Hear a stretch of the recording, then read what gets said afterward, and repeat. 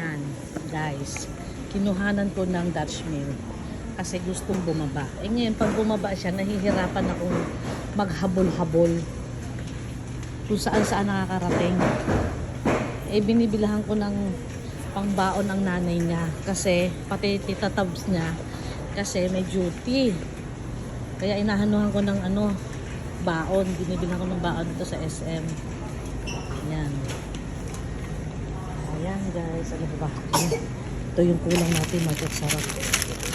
Oops. Ayan. Kaya tahimik siya.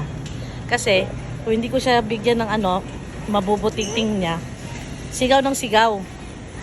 Sigaw siya ng sigaw. Walk daw. Walk, walk, walk, walk. Ibig sabihin, bababa siya. Eh, ayoko nga bumaba. Dahil lang hirap bantayan. Kaya yan, kinuhanan ko. Nanahimik siya. Yan, kukuha tayo ng tinapay. Para naman to ni JM. Kasi mahilig si JM sa tinapay. Ibabaon niya. And then, kukuha ko ng white bread. Naman. Burden na. Ano to? Cheese tsaka ubi. White bread naman. Ayan.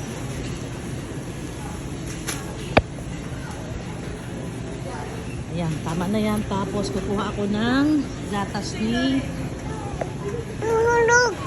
Ha? Kukuha ako ng gatas ni, ni Princess ko kasi konti na lang yung gatas niya. See you later. Bye. Kukuha kaming gatas. Bye-bye.